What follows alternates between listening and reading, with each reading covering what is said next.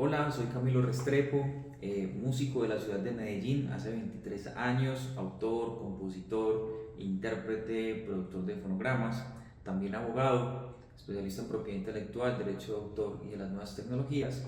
Trabajo hace más de 10 años en la industria de la música y hoy, junto a mi socio Andrés, vamos a hablar de lo bueno, lo malo y lo feo del proyecto de ley 189 de 2022 que el pasado 19 de junio no pudo llegar a feliz término en el Senado de la República y que buscaba promover y fortalecer el sector de la música en Colombia.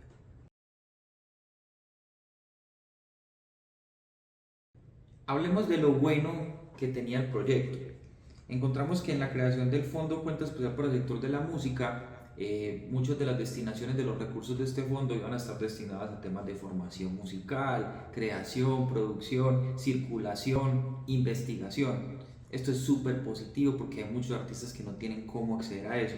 También encontramos dentro del título tercero, que es prácticas musicales y sonoras comunitarias, artículos llamativos como la priorización de que en los eventos que sean financiados por el Estado se priorice la contratación de artistas nacionales o locales, también la participación de la música de artistas nacionales dentro de la parrilla de organismos de radiodifusión como las emisoras, al menos del 5% de su parrilla, y también en los eventos públicos en general la participación y presencia musical de artistas locales. Esto nos parece también muy positivo. También encontramos incentivos importantísimos, como cuáles: descuentos para pólizas, condiciones para viajar con instrumentos para los músicos, valores para los tiquetes de los músicos, exenciones de IVA, visados y etc. Hola, mi nombre es Andrés Upegui Escobar, yo soy socio de Camilo en Lumen Legal y como Camilo les comentaba ahorita, vamos a hablar ahora de lo malo de este proyecto de ley que acaba pues de hundirse en el Senado. Primero tenemos las definiciones. En las definiciones, el proyecto de ley que busca beneficiar al sector de la música pretende regular y decir quiénes son esos agentes de la música que se van a ver beneficiados por este proyecto de ley. Cuando los menciona nos dice que son los gestores, creadores, cultores, comunidades, artistas, trabajadores del sector de la música y sus organizaciones. Esto es delicado porque si yo voy a definir a quiénes voy a regular con este proyecto de ley, tengo que conocerlos. En ninguna parte nos mencionó quiénes son realmente estos agentes o estos participantes de la industria de la música, los artistas, intérpretes, ejecutantes, autores, compositores, productores de fonogramas, disqueras, las sociedades de gestión colectiva, las editoras, los gestores individuales. No nos definió ninguno de los agentes de la industria de la música, entonces no puede pretender regularlos si los desconoce. ¿Qué más tenemos por ahí? Que es un proyecto de ley que está tratando de regular respecto de una industria que es una industria de derechos, la industria de los derechos de autor y conexos, que es la industria de la música, a la par de los fines sociales y culturales del Estado. Entonces, para poderlos articular, tiene que entenderlos y no mezclarlos, porque lo único que va a generar es confusión, y eso es lo que pasa con la redacción de esta ley, que toda su redacción es confusa y genera conflicto entre estas dos esferas que pretende regular. Más adelante en la ley se crea el sistema de información de la música. Este sistema crea unos registros que en la práctica, si bien hay unos elementos de esos registros que podrían ser buenos, hay otros que representan un riesgo en la práctica. Por ejemplo, establece un registro de instrumentos musicales. ¿Qué quiere decir esto? Que los instrumentos se vuelven bienes sujetos a registro, como un carro, como una casa. Entonces, algo que estaba al alcance de todos, inclusive de las comunidades más pobres, se va a encarecer, porque aunque el registro sea gratis, requiere de unos trámites, de unos asesores que no todo el mundo está en la capacidad de realizar y que va a necesitar incurrir en gastos mayores para poder tener un instrumento musical. Dice que es gratuito y que es voluntario, pero más adelante en la misma ley dice que en cualquier momento el Estado puede volverlo obligatorio. También nos habla del registro de las inversiones privadas en proyectos de música. Esto es muy delicado. O sea que cualquier persona que quiera invertir en un proyecto de música tiene que ir y decirle al Estado qué es lo que está invirtiendo, cuánto está invirtiendo. Porque, ojo, una cosa es que todo esto tenga que declarárselo a la DIAN de todos los dineros que está moviendo un empresario. pero muy diferente es darle ese detalle al Estado, inclusive en un registro que podría ser público, de qué está haciendo con esos dineros puntualmente respecto de la carrera de determinado artista, que eso inclusive puede ser parte de su estrategia comercial. También crea una figura que parece buena, pero que sus efectos pueden ser peligrosos y contradictorios a lo que pretende este proyecto de ley. Se crea un Consejo Nacional de Música. Este consejo estaría conformado por unas personas del Ministerio de Cultura y por unos particulares de la industria de la música. De estos agentes que no definió bien. ¿Y por qué es un riesgo? Porque este consejo tiene algunas facultades. Entonces, ¿cómo definimos qué empresas privadas de la industria de la música van a ser parte de este consejo y cuáles no? Y cómo que, digamos, dentro de la ley que me garantiza a mí que estas empresas de la industria de la música no realicen actos que puedan desfavorecer a su competencia desde estas funciones del consejo, como cuáles. Hay una que también suena muy bonita, pero que en la práctica es peligrosa, y es una especie de derecho a veto, porque dice que se creará un protocolo, que este consejo creará un protocolo para prevenir prevención de violencia de género en la música. Eso suena políticamente correcto. ¿Cuál es el problema? Que estando yo dentro de un consejo, yo podría, en las manos equivocadas, yo podría decidir que cierta canción de mi competencia incurre en esto, en una violencia de género. Yo podría vetar con ese protocolo una canción de alguien que sea competencia de un artista de mi disquera. Esto, como no es claro, como no está bien regulado, se presta para ese tipo de situaciones. Entonces, me parece que esto es lo malo. Hay cosas más graves en este proyecto de ley, que es lo feo, que ya lo vamos a hablar con Camilo. Bueno, Camilo, hablemos de lo feo. ¿Qué es lo feo en este proyecto de ley que se acaba de hundir? Bueno, yo creo que la ley o el proyecto de ley que están proponiendo, siento que la redacción fue realizada por personas que no entienden bien a quién pertenecen los derechos que se explotan y que hacen parte de este ecosistema de la música. Entonces hablemos primero de la definición de titulares de derechos. Me parece gravísimo, un hierro tremendo que tiene el proyecto, y es definir a los titulares como esas personas naturales o jurídicas que tienen la administración o tienen a su cargo la gestión de estos derechos. ¿Cómo lo dice literalmente?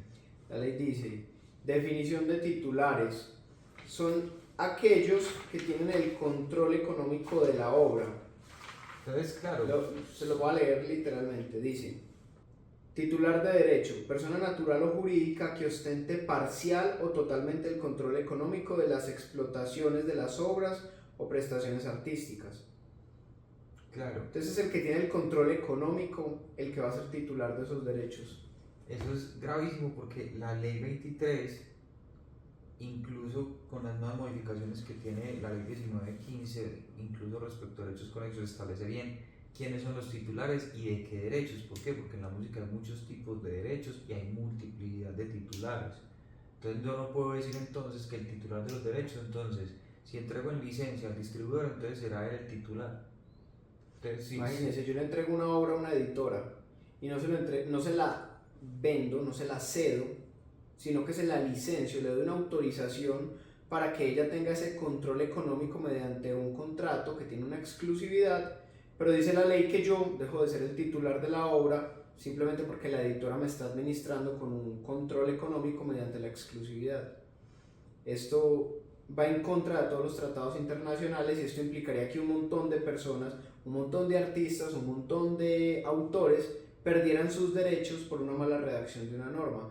Evidentemente esto se terminaría cayendo pues en una revisión de la Corte Constitucional, pero por eso es feo, porque es que no puede pretender regular algo que lo desconoce totalmente, lo desconoce desde la práctica porque no entiende cuáles son sus agentes, lo desconoce desde sus derechos cuando estamos hablando de una industria que es de derechos, que es la industria de la música, que vive del derecho de autor, de los derechos conexos.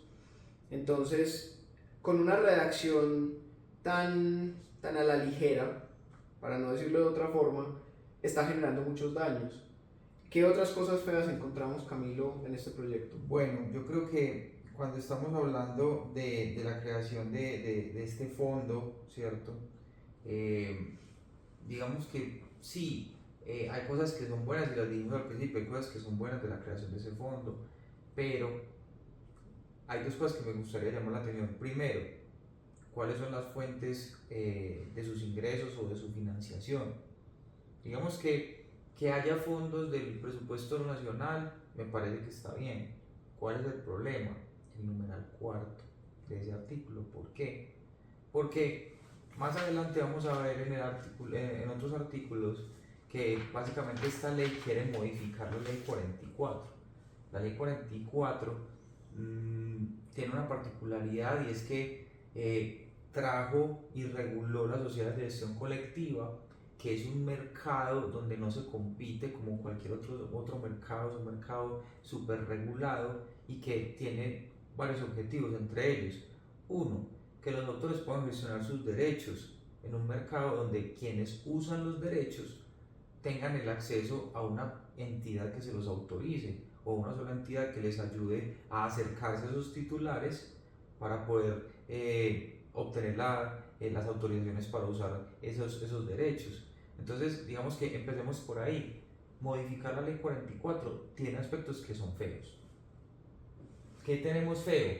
Sí, ahí lo que dice es que estas sociedades, entendamos primero la figura, tienen unas bolsas de dinero en las que los dineros que fueron recaudados y que de pronto por alguna razón técnica no pudieron ser entregados a sus titulares se almacenan ahí por un tiempo en el cual los titulares deben ir y buscar en esos listados de obras no identificadas o de fonogramas no identificados para ver cuáles de esas son suyas y poder recibir ese dinero, porque son dineros suyos, son dineros de los artistas, de los autores, pues de los intérpretes, de los autores, de los productores fonográficos.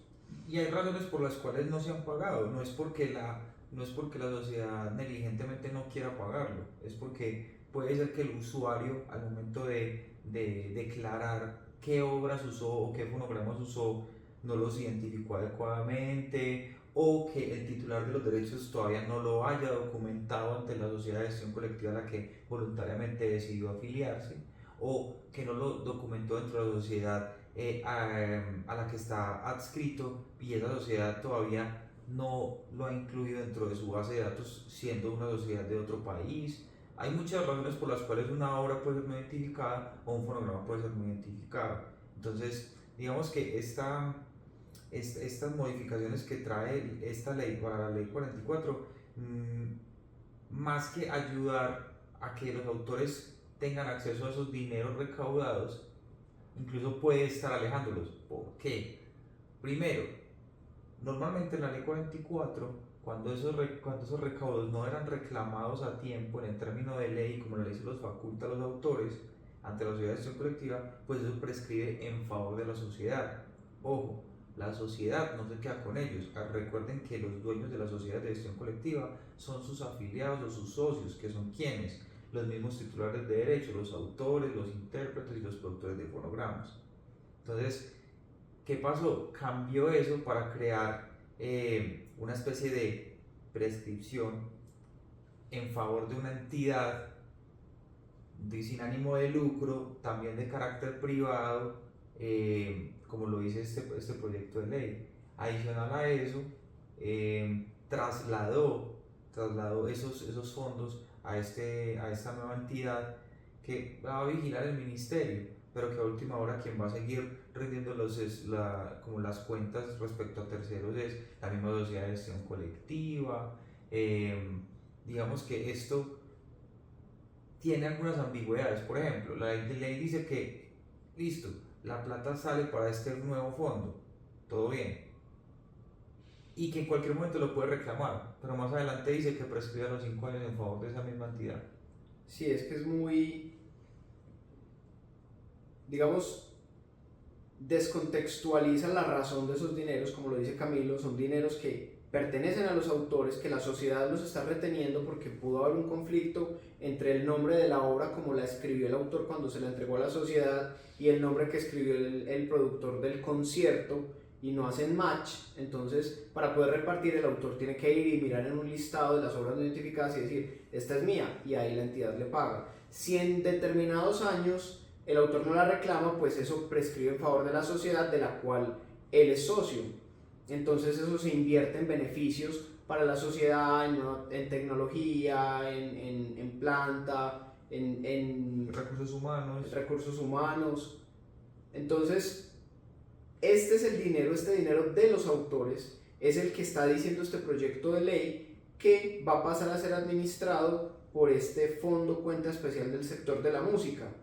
Que ese Fondo Cuenta Especial es administrado, esto también es importante decirlo, por un particular. No es que el Estado va a administrar, no, un particular. ¿Quién va a designar ese particular? Ese particular va a ser una entidad sin ánimo de lucro. Lo curioso es que ahorita vamos a ver uno de los ítems al respecto de que la entidad no tiene ánimo de lucro. Porque una cosa es que la entidad tenga gastos de funcionamiento y otra que tenga cierto tipo de lucro. Sí. Hablemos, Camilo, de la destinación. Entonces se crea un fondo que se alimenta por dinero del Estado, pero también por el dinero del bolsillo de los autores y de los intérpretes. Exacto. ¿Para qué se va a destinar esa plata? Bueno, hay varias cosas que son buenas, las dijimos al principio, ¿cierto? Como programas de formación, creación, circulación, eso está bien, pero hay unos que nos llaman muchísimo la atención. Por ejemplo, procesos comunitarios de memoria y paz.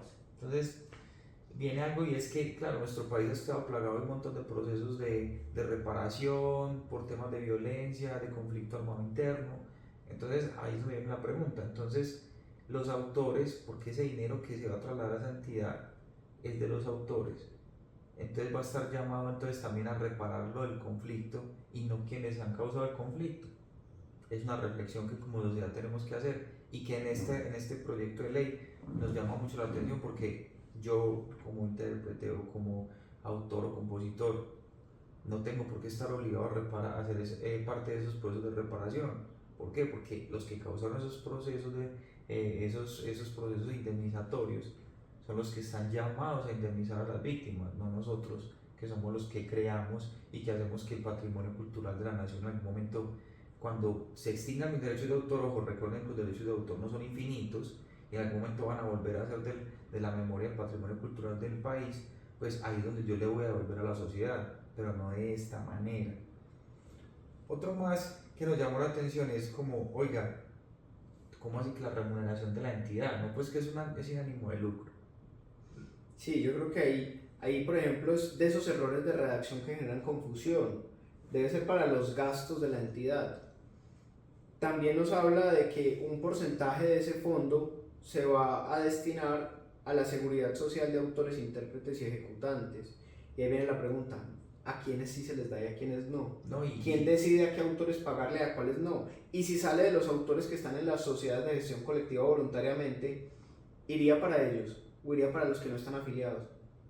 Exacto, la ley tiene ese vacío, no, en su redacción no lo deja ver. Recuerden que en las sociedades de gestión colectiva como en SAICO o en ASIMPRO hay beneficios societarios tales como el acceso a la salud o al auxilio funerario, dependiendo del estatus que tenga. Entonces también eso es algo que no queda muy claro, y uno que nos parece, o sea, es como una reacción boomerang, y es como va a salir de ese fondo una destinación especial para ayudar o promover a establecimientos de comercio como restaurantes, bares que tienen música en vivo. Y es ahí donde viene la paradoja, ¿cierto? Los derechos son de los autores, perfecto. Los saco de las sociedades de gestión colectiva de los autores y lo monto en un fondo. Ese fondo va a ir a financiar un usuario de la música. Entonces pasamos de que los establecimientos de comercio le paguen a los autores a que los autores le paguen a los establecimientos de comercio para que se equipen y tengan más música en vivo. No sé, muchas reflexiones al respecto. Sí, esto también hace parte de esas funciones sociales del Estado, porque tiene lógica, una parte de esto tiene lógica, y es que mientras más se apoya a los establecimientos que tengan música en vivo, pues más remuneración va a haber también para los autores. pero eso no quiere decir que es que ese dinero tenga que salir de los autores obligatoriamente, porque antes los autores están recibiendo ese dinero porque esos establecimientos usaron sus obras. Entonces es contradictorio. También hablemos también de la definición cuando ellos hablan de la gestión fraudulenta. Sí, digamos que esto es algo que pasa un montón cuando la gente habla de gestión de derechos, sobre todo el de comunicación pública. El derecho de comunicación pública, como lo vengo diciendo, y como nosotros acá en el número lo repetimos mucho, es un mercado súper regulado, o sea, no tiene nada que ver con cualquier otro mercado, o sea, no hay oferentes libres o que haya un mercado súper libre, no es como vender cualquier tipo de bien. El derecho de comunicación pública, digamos que en la ley 44 tiene cierta regulación respecto a las sociedades de gestión colectiva. Esto no impide que haya nuevas leyes que hayan regulado otros actores, por eso es tan importante identificar los agentes de la industria y entenderlos. No estamos desconociendo los gestores individuales. ¿Por qué? Porque ya hay normativa reciente que los ha regulado, ha dicho cómo funcionan. Entonces, digamos que la ley trata de devolver sobre temas que ya están regulados, que ya han sido desarrollados bien y que le han otorgado como esa legitimidad a esos otros actores que han ido apareciendo. Y que en la redacción de este proyecto de ley, en vez de, como dicen por ahí vulgarmente, no aclare que oscurece. Lo que pasa es que enreda tanto el texto de cómo está definido aquí esa gestión fraudulenta, que genera mucha confusión y podría generar daños en la práctica en el mercado, un mercado que ya tiene tiene amplia regulación, que es el de la gestión individual y la gestión colectiva. La más reciente la encontramos en el decreto 1007 del 2022, que ha venido como complementando otras normas anteriores que hablan sobre ese tema. Hay otra redacción que nos preocupa, y es en una parte de este proyecto que nos hablan de unas nuevas causales de competencia desleal para regular lo que popularmente se conoce como payola y contrapayola, como unas causales de competencia desleal. Primero, desde la técnica hay un error porque debería mencionarse esto en relación con la norma de competencia desleal, que es la ley 256 del 96, no se menciona por ningún lado. Adicionalmente, comienza a redactarse primero lo que conocemos como payola, pero después pasa a lo que conocemos como contrapayola. Para los que no saben, la payola es cuando yo pago por debajo de la mesa a una emisora para que suene una canción. La contrapayola es lo contrario, cuando yo pago para que no suene una canción de mi competencia, por ejemplo. Pero la definición de payola no es que esté mal, de hecho lo hace medianamente bien. El problema es al definir La la contrapayola. contrapayola, como dice Andrés, tanto aclara que oscurece. Sí, aquí por ejemplo establece un montón de prohibiciones que no aclara que esas prohibiciones sí son legítimas cuando las realiza el titular de la obra. Claro que un tercero no puede pagar para que no se comunique una obra, pero no aclara que el titular sí puede impedir que se comunique su obra. Hay uno de los derechos morales de autor, que es el derecho de inédito, cuando yo no quiero que se publique una obra mía, por ejemplo. Después en el parágrafo trata de arreglar eso, pero lo enreda más y confunde a los titulares con los medios de comunicación. Entonces, realmente es muy confuso el texto de esta norma. Hay también algunos artículos que los llamamos de feos porque no tienen sentido. No tienen sentido porque uno comienza a leer y realmente no entiende, por lo que se confunden quiénes son los agentes, cuáles son sus derechos, cuáles son sus funciones, cómo se articula esa parte de la estructura de la industria con esa gestión social y cultural del Estado, como ya lo hemos dicho varias veces. Entonces, hay partes en las que uno simplemente dice, no entiendo, o sea, no entiendo un carajo de lo que dice ahí y no es mucho lo que pueda decir. ¿Que podemos salvar algunas cosas de este proyecto de ley? Sí, podríamos salvar algunas cosas de este proyecto de ley, pero yo pienso, Camilo, que no serían 2 o 3 artículos, cuando mucho. La reflexión con esto es, el sector de la música necesita nuevas regulaciones, sí, pero no así.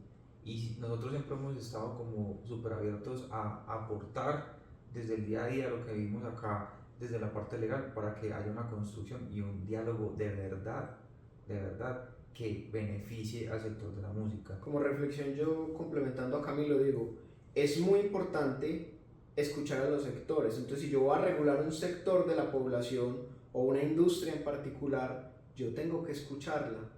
Y escucharla es de verdad poner cuidado, entender qué es lo que me están diciendo, entender cómo funciona, entender quiénes la conforman, qué necesidades tienen reales, porque más allá de que aquí haya cosas que políticamente suenen muy bonito, no resuelven las necesidades reales de esta población, de este sector de la población, que son los artistas, autores, intérpretes, los mismos productores fonográficos y todos los que debería haber nombrado al momento de definir quiénes deberían ser los que regulan la ley, los agentes de la industria de la música.